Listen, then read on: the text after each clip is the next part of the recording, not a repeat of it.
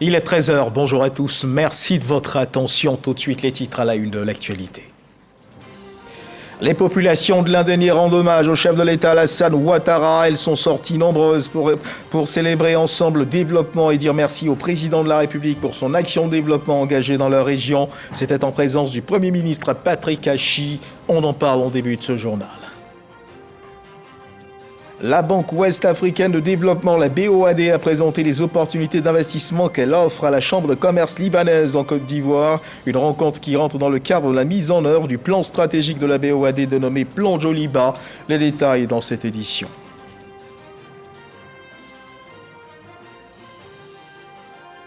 Après une visite symbolique en Crimée hier samedi, le président russe Vladimir Poutine est arrivé à Mariupol en début de journée ce dimanche 19 mars 2023. C'est la première fois que le président russe se rend dans une zone conquise de l'Ukraine depuis le début en février 2022 de l'offensive menée par la Russie en Ukraine. Voilà pour l'essentiel. Mesdames, Mesdemoiselles et Messieurs, bonjour. Ce 13h, dans le cadre du magazine Ce Dimanche, nous nous inviterons à la Chambre nationale des métiers de Côte d'Ivoire. Oui, pour nous enquérir de l'état de santé de cette Chambre, de sa vision, de ses perspectives en termes de défis, ces grands défis qui attendent justement d'être relevés. Une fois ces défis relevés, les artisans de Côte d'Ivoire ne pourraient que s'en porter mieux. Et pour en parler, nous sommes avec le président de cette Chambre, M. Bamba Kassoum. M. Bamba Kassoum, bonjour. Bonjour, M. Guivet. Alors donc nous aborderons avec vous les aspects en rapport avec la valorisation et la promotion du secteur de l'artisanat en Côte d'Ivoire. Merci d'être avec nous pour cette édition de la mi-journée. On se retrouve dans une demi-heure pour justement aborder cette actualité. Le temps pour nous de regarder à l'actualité institutionnelle en Côte d'Ivoire. Le chef de l'État, Alassane Ouattara, est de retour en Côte d'Ivoire. Le président de la République, Alassane Ouattara, a regagné Abidjan hier samedi après un séjour de 2 semaines en France. Son avion s'est posé à l'aéroport Félix Houphouët-Boigny aux alentours de 17h en compagnie de son épouse Dominique Ouattara. Le président de la République, comme vous pouvez le voir sur ces images, a été accueilli à sa descente d'avion par le vice-président de la République, Tiemokom Eliette-Koné, qui avait à ses côtés plusieurs membres du gouvernement avec à leur tête le Premier ministre Patrick Achi. Direction l'Indénié du Hablin. Patrick Achi, le Premier ministre, qui était hier samedi dans la région de l'Indénié, où les populations, nous le disions à l'entame de cette édition dans les titres, sont sorties nombreuses pour dire merci au chef de l'État pour toutes les actions de développement engagées dans leur région, des actions qui se sont amplifiées après la visite d'État mémorable qu'il aura effectuée en septembre 2015 dans l'Indénié. Aujourd'hui, la région bénéficie d'infrastructures routières et administratives. Franck Quadio nous en parle. Le pari de la mobilisation gagnée dans la capitale du Ndénié, Est ivoirien. Les populations reconnaissantes au président de la République Alassane Ouattara célèbrent ses actions de développement. Arrivée du Premier ministre, patron de la cérémonie et hymne national en langue locale pour planter le décor.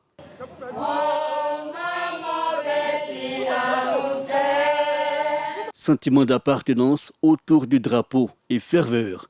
Pour les forces vives de la région et même au-delà, les actions du président de la République sont porteuses du sens, progrès et du développement pour tous. Les populations de l'Indénié-Jablin, toutes tendances politiques, religieuses et civiles confondues, vous demandent de transmettre au président Alassane Ouattara leur profonde reconnaissance. Aujourd'hui, nous sommes heureux et fiers d'affirmer haut et fort que les promesses annoncées il y a environ 8 ans ont été amplement tenues. Et justement, dans la ligne du dicton populaire ici, tant que la marche n'est pas achevée, le balancement des mains ne s'arrête pas. L'autorité régionale relève des préoccupations, mais note toutefois de réelles avancées. Le président Alassane Ouattara est en train de réaliser le 2e miracle ivoirien. Les vaillantes populations de l'Indénié-Jablin disent merci à Alassane Ouattara pour sa prouesse, pour les nombreuses réalisations dans notre région. Vous me permettrez de citer quelques-unes. La réhabilitation de la route à Coupé, à Bangrou, à Nimblekro. Le bitumage de 30 km de voirie dans la ville d'Abangrou. Des avancées possibles grâce à la politique sociale du président Alassane Ouattara et au Premier ministre Patrick Achi d'insister sur les valeurs caractérisant l'œuvre des bâtisseurs liées à l'action du chef de l'État. Tous ces succès de cette réussite que nous vivons aujourd'hui ne peuvent être le fruit du hasard. Derrière cette œuvre magistrale force est de lire la main d'un architecte de génie. En effet, pareille prouesse est rarement l'œuvre d'un homme ordinaire. Si l'on n'est pas doué de talent tout particulier, il vous est quasiment impossible d'atteindre de tels objectifs en un temps aussi court. Au cours de ces décennies écoulées, il nous faut tous reconnaître que les obstacles furent nombreux, mais il a su les franchir un à un avec le calme, la sérénité et la sagesse qui sont la marque des grands hommes. Il faut donc taire les querelles et surpasser les égos. Le message du Premier ministre est aussi celui de l'engagement autour du président Alassane Ouattara. Il y va de la pérennité du développement de notre pays. Nous devons plus que jamais être unis, mais au-delà, dans tout le pays, faire bloc derrière notre chef, notre guide, dont les capacités et le leadership ont été prouvés et qui saura aujourd'hui comme demain nous conduire sur le chemin de la prospérité et du bonheur. Le célébrer en pareille circonstance est donc normal. L'Indénié, mais aussi le Diablin et le Moronou concernés par cette Côte d'Ivoire solidaire qui, selon le Premier ministre, place aussi la jeunesse au cœur de l'action gouvernementale pour 2023. Patrick Hachi, qui pour finir, n'a pas dérogé à sacrifier à la tradition une visite à la royauté avec l'ensemble de sa délégation.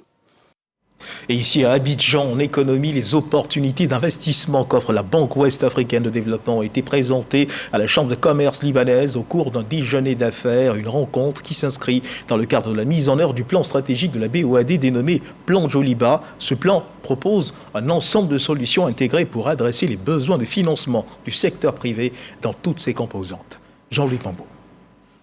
Après le patronat ivoirien, la Chambre de commerce européenne en Côte d'Ivoire, Eurocham, c'était au tour des hommes d'affaires libanais réunis au sein de la Chambre de commerce et d'industrie libanaise en Côte d'Ivoire d'être instruits sur la nouvelle stratégie d'intervention de la Banque ouest-africaine de développement, BOAD, et tout particulièrement ses solutions pour adresser les besoins de financement du secteur privé. Nous avons pour la Côte d'Ivoire 55 milliards de financement prévus, l'engagement qui a été pris lors de la table ronde pour le financement du PND.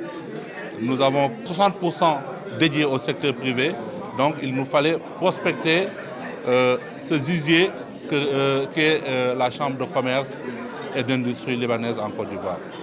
Directeurs généraux et directeurs financiers de grandes entreprises du secteur privé ivoirien ont pris part à cette rencontre au cours de laquelle ils ont fait plusieurs suggestions à l'Institut financier sous-régional. Aujourd'hui, les entreprises locales ont besoin de financement, je dirais, mieux structuré et avec un atout majeur tel que la BOAD, parce qu'aujourd'hui, on peut avoir accès au financement sur 10 ans et à un taux de pratiquement de 6%. Donc c'est vraiment un aspect très intéressant pour les entreprises locales. Et tout le monde est ambitieux, vous savez, tout le monde est ambitieux. Et aujourd'hui, le taux, s'il peut être revu à la baisse jusqu'à 3%, ça serait un atout majeur pour le développement des entreprises ivoiriennes. Le nouveau plan stratégique Joliba de la BOAD propose un nouveau barème de taux en baisse par rapport à l'exercice 2022. Ce plan vise 5 domaines d'intervention: les infrastructures, l'énergie, l'agriculture, l'immobilier et la santé-éducation. Un reportage de Jean-Louis Bambo, extinction des feux sur la 8e édition des Journées ivoiriennes de l'aviculture, en abrégé JNA, initiée par l'IPRAVI, l'interprofession avicole ivoirienne. Ces journées avaient pour objectif de promouvoir la filière et présenter ses potentialités. Les problématiques liées à la filière avicole ont été abordées par les participants et acteurs afin d'y apporter des solutions. Serge Coléa. 3 jours d'échanges, de partage d'expériences et d'expositions pour montrer le secteur avicole dans toute sa diversité.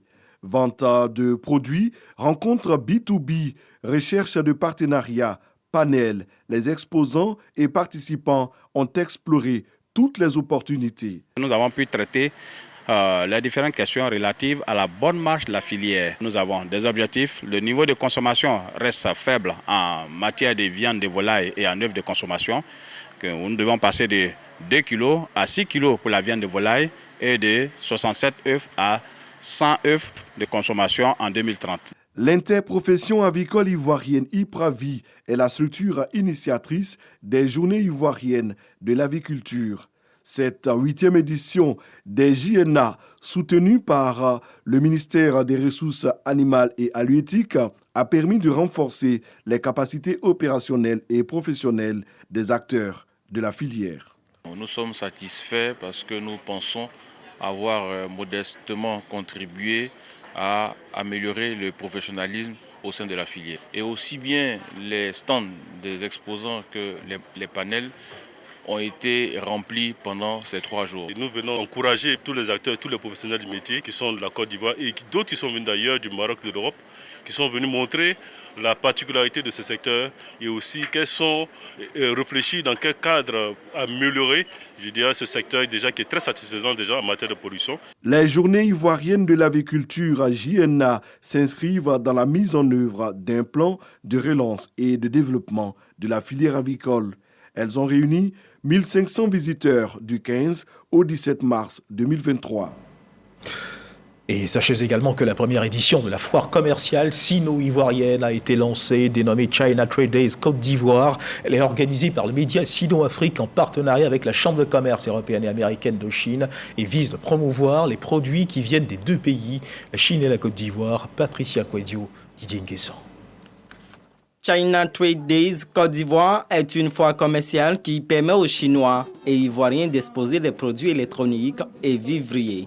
Les produits made in Côte d'Ivoire sont susceptibles d'accéder au marché chinois, une initiative du média Sino-Afrique et de la Chambre de commerce européenne et américaine de Chine. Pour nous, en tant que promoteurs, il était question d'inverser un tout petit peu les choses et permettre à nos produits made in Côte d'Ivoire, nos matières premiers produits finis, produits semi-finis, de pouvoir également pénétrer le marché chinois. La foire commerciale sino-ivoirienne, une belle occasion selon la représentante de l'ambassade de la Chine de nouer des partenariats. Consolider les relations diplomatiques entre nos 2 pays. Et cette année, on va travailler ensemble avec la partie ivoirienne vers cette direction. Et pour faire nos efforts de travailler, on va essayer de faire que les relations diplomatiques entre nos 2 pays à un nouveau niveau. L'île Maurice, pays invité de cette édition, veut contribuer au développement de la Côte d'Ivoire. L'île Maurice est un plaque tournante pour l'Afrique, parce qu'on est un hub pour l'Afrique dans le centre financier. Tous nous sommes venus que pour les finances. Plus de 150 exposants participent à cette foire. Et regardons à présent ce qui fait l'actualité du côté de la maréchaussée, la gendarmerie nationale. Au terme du séminaire bilan 2022 et perspective 2023 ouvert le 14 mars dernier, le commandant supérieur de la gendarmerie nationale, le général Apalo Touré, a instruit ses hommes d'extirper les actes de corruption de leur rang et surtout de garder l'esprit éveillé face aux menaces sécuritaires aux frontières ivoiro-maliennes et ivoiro-burkinabais. Frédéric Olaï, Didier Nguessan ont suivi la clôture de ce séminaire. La moisson aura été à la hauteur des objectifs pour la gendarmerie nationale en 2022. 3 actions sur 4 ont été réalisées. À l'issue de 4 jours de réflexion, il ressort la réalisation de plusieurs chantiers sur les plans logistiques, opérationnels et sociaux. L'augmentation progressive des moyens logistiques des unités a contribué à accroître leur capacité opérationnelle pour une meilleure exécution de leur mission. La création de 33 nouvelles unités a eu pour effet de renforcer le maillage territorial et de favoriser la célérité dans les interventions. Le général Apalo Touré, commandant supérieur de la gendarmerie nationale, jette les bases du plan d'action 2023. Il invite ses hommes à combattre la corruption. Pour que nos activités soient bien coordonnées, il faut que les chefs soient des chefs, de vrais responsables, qui ont un comportement de responsable, donc qui constituent des exemples, mais qui savent parler à leurs hommes. La punition ne doit pas être un règlement de compte. La punition doit avoir un sens. La situation sous-régionale qui nous commande beaucoup de vigilance aux frontières et à l'intérieur du pays. Apalo Touré recommande l'exemplarité, la cohésion et la solidarité entre les forces. Les conclusions du séminaire portent sur la responsabilité et le devoir des gendarmes. Plusieurs gendarmes venus du Togo, du Gabon et de la Centrafrique ont pris part à ce séminaire bilan. À suivre à présent l'évolution de la Covid-19 en Côte d'Ivoire.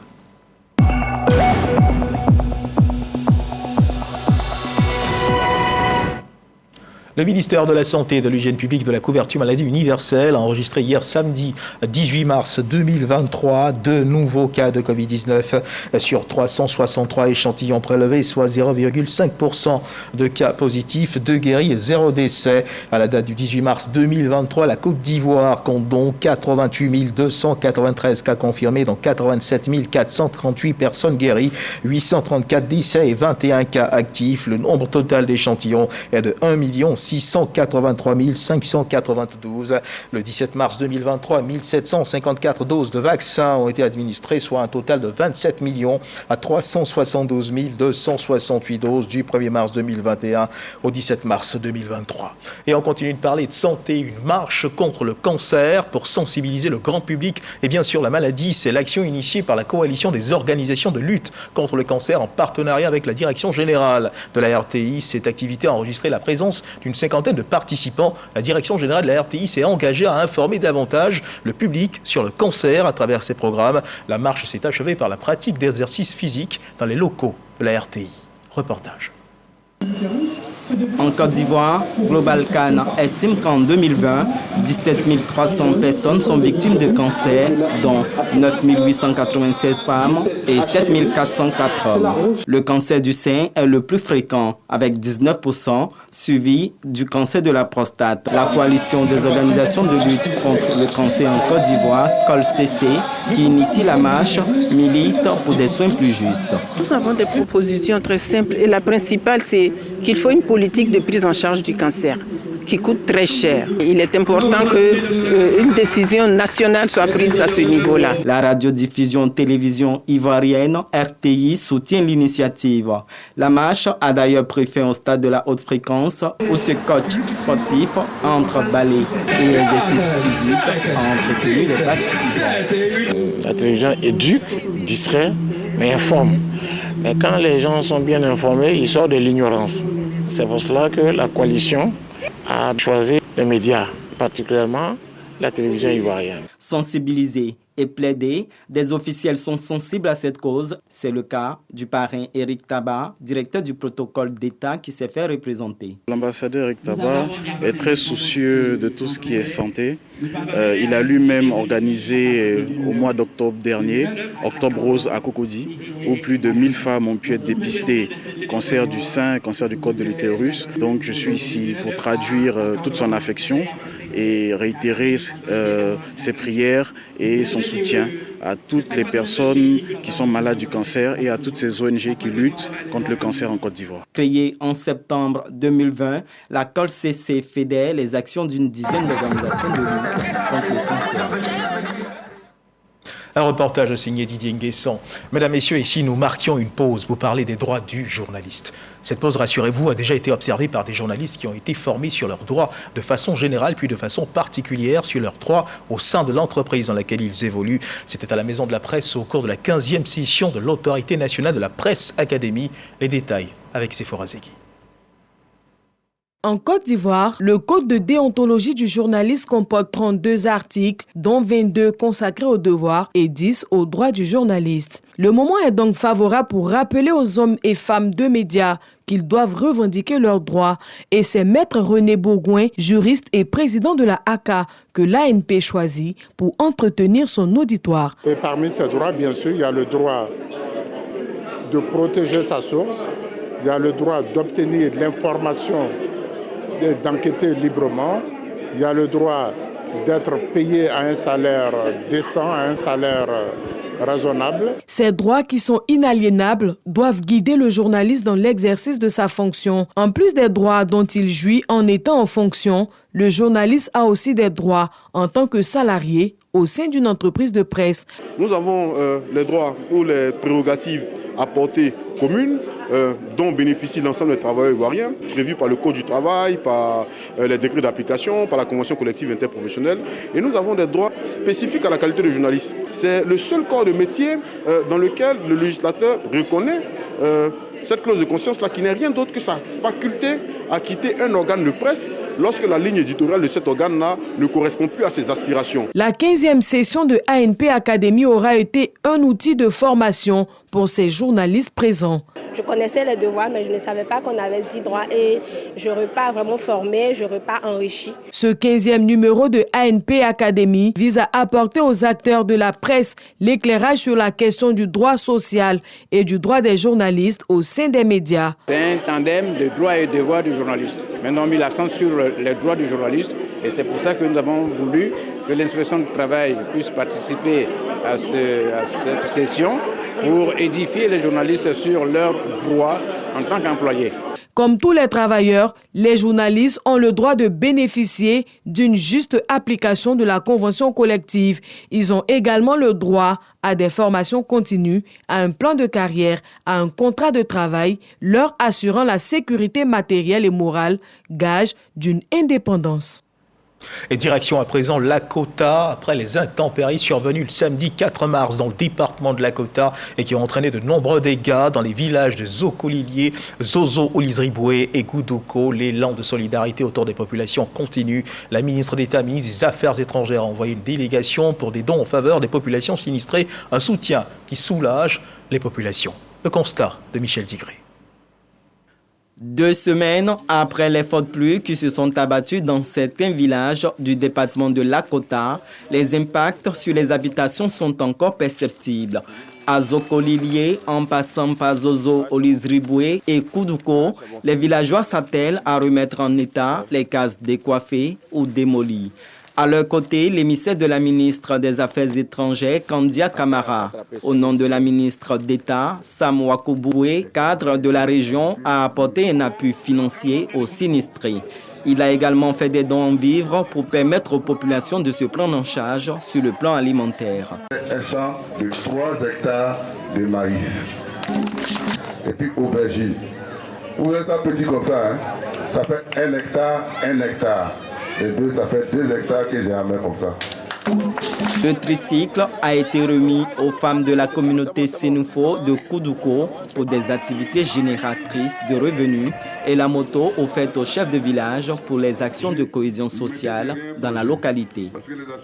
Un bel élan de solidarité autour des victimes de ces intempéries. Un autre sujet abordé dans le fil de l'actualité, c'est celui de la représentativité des femmes dans les assemblées élues au poste de direction. La question a été abordée au cours d'un point de presse animé par des femmes, Dr Agnès Monet et Francine Aka-Angui. Il ressort de ce point de presse que des efforts restent encore à fournir pour atteindre les 30% de représentativité des femmes dans les instances de décision. Jean-Marc Djadji. La représentativité des femmes dans les assemblées élues et aux postes de décision au centre du point presse initié par l'Association des femmes juristes de Côte d'Ivoire et du Women Caucus for Lobbying. Le taux de représentativité de 30% des femmes dans des instances de décision, comme prescrit par la loi ivoirienne, n'est donc pas atteint. Interpeller les acteurs politiques sur la réalité de la sous-représentativité des femmes revêt d'une importance. En passant en revue les obstacles, on a relevé un certain nombre de choses. D'abord, au niveau des partis politiques, comment s'approprier les textes de loi. Ce point presse est l'occasion de rappeler les principes de la Journée internationale des droits de la femme. Je pense que pour marcher de manière équilibrée, il faut 2 jambes. Pour voler, il faut 2 ailes. Donc vraiment, je pense que si on veut que la Côte d'Ivoire se développe, elle doit se développer avec les hommes et les femmes.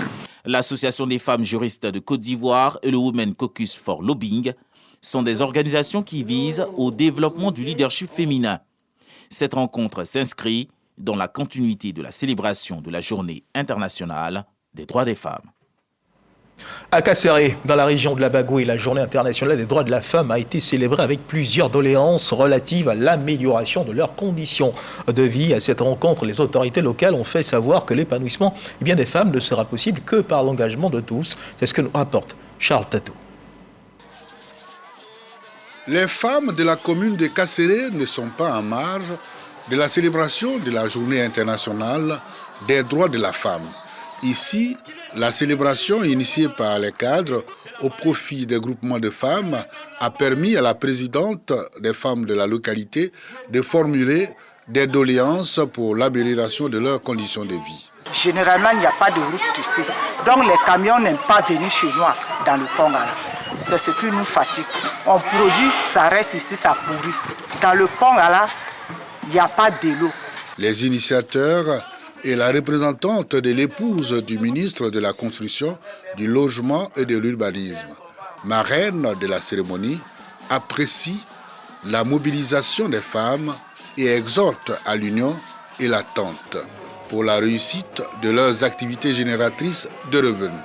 C'est avec une foi inébranlable aux capacités des femmes de Côte d'Ivoire, rassemblées autour des valeurs de l'union, de discipline, de travail, que nous gagnerons le pari de faire de notre cher pays, sous la haute conduite du président de la République, son Excellence Alassane Ouattara, un état de droit, une nation forte, prospère et solidaire. C'est un appel à toutes les femmes et à tous les hommes de la Bagoué pour qu'on soit unis, qu'on soit solidaires et que la paix règne dans la Bagoué maintenant et pour toujours. Distribution des morceaux de pagne aux femmes et danse du terroir ont marqué la célébration à Kasséré. Un reportage signé Charles Tatou et notre reporter Éric Goré, lui, nous conduit à Divo. Il nous dit que dans cette ville et périphérie, l'autonomisation de la femme est une réalité. Les femmes unissent leurs forces à travers des groupements associatifs pour être véritablement autonomes. Et c'est le cas de la coopérative des femmes actives, association composée à majorité de femmes exerçant dans le domaine du vivrier. Cette coopérative a procédé à l'investiture de sa présidente. Son reportage.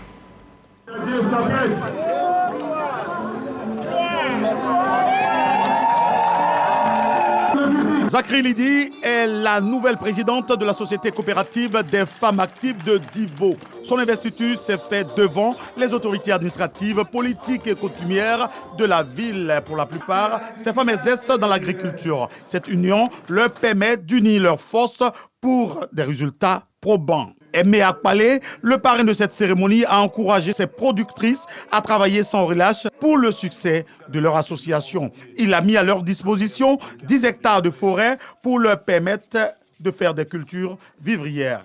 La société coopérative des femmes actives de Divo compte plus de 250 membres. On a fait de sorte que dans chaque village, ces femmes-là aient les terres parce qu'elles sont mariées à des familles.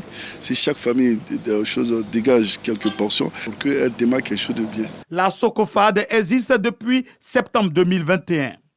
Ses membres sont issus d'une dizaine de localités dans le département de Divo. La dictée, mesdames et messieurs, que vous inspire cet exercice littéraire? Énormément de souvenirs, assurément. Eh bien, depuis 4 ans, aujourd'hui, l'association Aquabaculture a décidé d'en faire un concours dénommé la Grande Dictée. Le lancement officiel de la 4e édition de ce concours a eu lieu au cours d'une conférence de presse à la Fondation Amadou Ampateba. La présidente de la Fondation Aquabaculture, qui fait la promotion de ce concours, annonce que cette année, la caravane des présélections va sillonner les 10 communes d'Abidjan. Willem Kakou, Didier Nguessan. Avec l'avènement des réseaux sociaux et le désir de gagner en temps dans les écrits, l'orthographe est foulée aux pieds. Le niveau de vocabulaire des jeunes s'est considérablement dégradé. Dans le but de promouvoir les bonnes pratiques littéraires et faire la promotion de l'expression orale et écrite, l'association Aquabaculture lance la 4e édition du concours dénommé la Grande Dictée. C'est une dictée qui est nationale. Elle est ouverte à tous et à toutes. Le citoyen lambda, du professeur de l'université au chirurgien, au gardien, à l'élève, à l'étudiant, elle est ouverte à tous et à toutes. En fait, c'est une initiative pour renouer avec les bonnes pratiques, renouer avec l'amour des mots et des lettres, des belles lettres. En termes d'innovation pour cette nouvelle édition, il y aura des présélections à travers les communes d'Abidjan. Mais justement, l'innovation majeure, c'est que nous avons donc 10 présélections. Nous avons 10 présélections, nous irons dans les 10 communes d'Abidjan. Mais n'empêche que celui qui est à Korogo, celui qui est à Tengrela ou celui qui est à Boisseau qui veut participer, il peut s'inscrire. Les inscriptions en ligne ont débuté. Le lauréat sera récompensé avec la somme d'1 million de francs CFA, un ordinateur portable, une assurance et un billet d'avion. En religion, suivons ensemble le récit de cette célébration du 6e anniversaire de l'inauguration du sanctuaire marial Notre-Dame de Fidélité de Niaprayo. Une messe a été dite à l'occasion par le père Anselme Nyangbo, curé de la paroisse de Guessillo. Moment de grande joie pour la communauté catholique de la région du Gord, d'Ogadougui. Jean-Marc Djedje nous en parle. Niaprayo a vécu un dimanche particulier avec la fête en l'honneur de la Vierge Marie, mère du Seigneur Jésus-Christ. C'est au son de la fanfare du village que les populations manifestent leur amour pour la Vierge Marie en présence des autorités administratives et politiques. Dans son adresse, le père Anselme Nyangbo invite les fidèles chrétiens catholiques à promouvoir la paix. Oui, demandons au Seigneur, par notre mère, la Vierge Marie, de nous donner son Esprit Saint. Esprit de fidélité à la volonté de Dieu. Esprit d'amour, l'amour de Dieu pour aimer nos frères. Esprit de fraternité pour que notre monde soit agréable à vivre. Pour que nos familles soient agréables à vivre. Pour que nos maisons soient agréables à vivre. Dame Colette Pello-Lakpé, fondatrice de la grotte mariale, donne les raisons de son initiative. C'est elle qui m'a permis de franchir des obstacles de toutes dimensions et de remporter des victoires sur des éléments naturels négatifs. La messe a pris fin par la présentation des vœux des fidèles à la Vierge Marie. Par cet acte, les fidèles catholiques intercèdent auprès de son Fils Jésus pour la satisfaction de leurs vœux.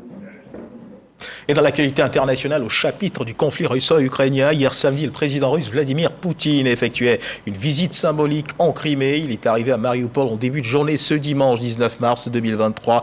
C'est la première fois que le président russe se rend dans une zone conquise de l'Ukraine depuis le début en février 2022 de l'offensive menée par la Russie en Ukraine. Vladimir Poutine s'est rendu en hélicoptère dans la ville avant de parcourir ses rues en voiture.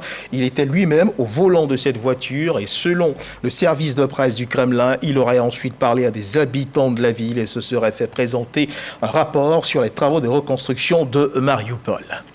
Place à présent au magazine de ce dimanche consacré à la Chambre nationale des métiers de Côte d'Ivoire, en abrégé CNMCI, créée le 7 janvier, l'institution, 7 janvier 1993. L'institution travaille à la promotion des intérêts économiques des artisans de Côte d'Ivoire. Elle est placée sous la tutelle technique du ministère en charge de l'artisanat et jouit de la personnalité civile ainsi que d'une autonomie financière. Son président est d'ailleurs avec nous ce 13h. Bonjour président monsieur Bamba Kassoum, bonjour et merci de nous avoir rejoints sur ce plateau. Merci monsieur Guivet.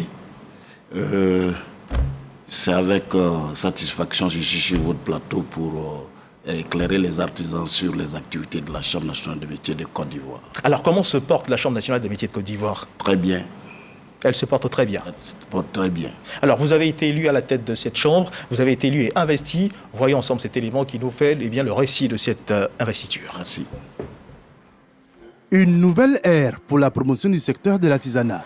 C'est sous ce signe qu'est placé le nouveau mandat de Kassoum Bamba, le président de la Chambre nationale des métiers de Côte d'Ivoire, élu le 11 février dernier, veut mener des actions vigoureuses afin de faire du secteur de l'artisanat l'un des principaux viviers d'emploi pour la jeunesse. Le ministre du Commerce, de l'Industrie et de la Promotion des PME est venu apporter une touche particulière à cette investiture de Kassoum Bamba, autour duquel il a appelé l'ensemble des acteurs de l'écosystème de l'artisanat à l'union. J'invite le président Bamba Kassoum et les élus de la Chambre nationale des métiers. Les élections sont terminées. Maintenant, il faut rassembler autour de soi, collaborer pour le développement de ce secteur avec l'ensemble des artisans de Côte d'Ivoire. C'est à ce prix que l'artisanat pourra aider véritablement au développement économique et social de la Côte d'Ivoire et la hisser au rang des pays à revenus intermédiaires de la tendance supérieure à l'horizon 2030. Souleymane Diarra-Souba s'est également félicité des nombreux acquis au profit du secteur de l'artisanat, comme le guichet unique de développement des entreprises, GUD PME, ainsi que l'agence Côte d'Ivoire Export, lesquels ont contribué à l'amélioration de l'environnement des affaires. Notons que Bamba Kassoum a été élu avec 83,61% de suffrages exprimés pour un mandat de 6 ans à la tête de la Chambre nationale des métiers de Côte d'Ivoire. Alors, un élément signé à Jean-Louis Bango, Monsieur le Président. Je reviens avec vous. Alors, quel sens donnez-vous à ce capital confiance qui vient de vous être renouvelé? Je ne saurais le dire, c'est les artisans, notamment les présidents élus des départements de Côte d'Ivoire, alors qui m'ont fait confiance. Alors donc c'est à eux, je dois rendre l'ascenseur et leur apporter ce qu'ils attendent de l'évolution de la Chambre de métier pour l'amélioration de leurs activités dans leurs entreprises de métier. Alors dites-nous, qui est artisan et qui ne l'est pas? Alors, il est artisan toute personne qui fait une activité d'extraction, de production et de transformation de biens et services, et où il y a moins de 50% d'utilisation de machines, est considéré comme artisan, à l'exclusion des activités de transport et de pêche, nonobstant que les chauffeurs dans les transports sont considérés comme artisans. Alors, avez-vous une idée du nombre de personnes qui évoluent dans le secteur de l'artisanat à ce jour? Alors, je ne saurais le dire pour le moment parce que après une étude de l'INS depuis 1995 qui dit qu'il y a au moins 40% de la population active qui est considérée comme artisan. Alors donc, depuis cette date, l'État n'a pas encore pu faire, et aussi à travers la Chambre des métiers, une identification normale. Alors, nous avons placé notre mandat sur le sceau d'identifier tous les artisans de Côte d'Ivoire afin de les amener à leur immatriculation au répertoire des métiers de la Chambre des métiers de Côte d'Ivoire. Alors, vous n'êtes pas à votre premier mandat à la tête de cette Chambre. Vous aviez un précédent mandat. Quelles sont les grandes victoires que vous avez pu glaner jusqu'à présent? J'ai été élu en 2012 comme président de la Chambre nationale des métiers de Côte d'Ivoire pour un mandat de 5 ans, avec les situations que vous avez connues, puisque ce n'est pas la Chambre elle-même qui organise les élections. L'État a bien voulu organiser les élections cette année. Alors, quand nous arrivions à la Chambre des métiers, nous avons trouvé un décret de création de la Chambre nationale des métiers de Côte d'Ivoire et nous nous sommes attaqués immédiatement au texte qui va encadrer pour combler le vide juridique que connaissait cette Chambre. Alors donc nous avons pu avoir 2 textes de loi, le code communautaire de l'UEMOA et la loi nationale sur l'artisanat. Donc le temps de le mettre en exécution et en application, nous sommes arrivés aux élections. Donc nous allons dire notre victoire est de trouver les textes réglementaires qui comblent le vide juridique qu'a connu la Chambre nationale des métiers de Côte d'Ivoire. Et ce vide juridique fait certainement partie des insuffisances que vous avez dû recenser au cours de votre premier mandat. Quelles sont ces insuffisances? Il y en a forcément. Oui, il y en a plusieurs parce que pour être artisan, précédemment, il était de manière facultative, mais avec ces textes, pour exercer en Côte d'Ivoire aujourd'hui, il faut être immatriculé au registre des métiers de la Chambre nationale des métiers pour avoir le statut d'artisan pour pouvoir exercer sur l'ensemble du territoire. Alors donc aujourd'hui, ça fait un changement majeur et qui va permettre à la Chambre des métiers de capitaliser toutes les activités de l'artisanat en Côte d'Ivoire. Quels sont les grands problèmes que rencontrent les artisans de Côte d'Ivoire? Il y en a forcément. Il y en a plusieurs. Les grands problèmes, c'est qu'il y a le manque de financement que les artisans rencontrent à tout bout de champ. Il y a le problème de déguerpissement. Il y a le problème des marchés. Alors, c'est pour cela que d'ailleurs, dans les textes de loi, il est prévu 30% de la commande publique aux artisans. Et dans notre de mandature, nous reviendrons. Donc, nous avons mis en grand caractère qu'on puisse donner ces 30% de la commande publique aux artisans pour qu'on modernise le secteur de l'artisanat. Alors, il est clair que le secteur informel est un frein à l'épanouissement de beaucoup d'artisans. Comment est-ce que vous comptez justement faire face à ces problèmes-là? Alors, donc, oui, on appelle le secteur de l'artisanat le secteur informel. C'est pour cela qu'il fallait encadrer cette activité du texte, de telle sorte que nous sortions de l'informel et moderniser le secteur de l'artisanat afin de permettre à l'État d'escompter et puis aussi au fisc de pouvoir savoir élargir l'assiette et pour permettre à l'État de savoir combien d'artisans exercent dans le pays pour faire les politiques de développement du secteur. Alors, vous venez d'être élu. Quelles sont vos offres pour les artisans qui vous attendent? Ils vous attendent certainement sur de grands chantiers. Quelles sont vos offres? Et surtout, quels sont les moyens dont vous comptez vous servir pour atteindre vos objectifs? Alors, donc, mes offres, je les ai établies, je crois, en 8 points.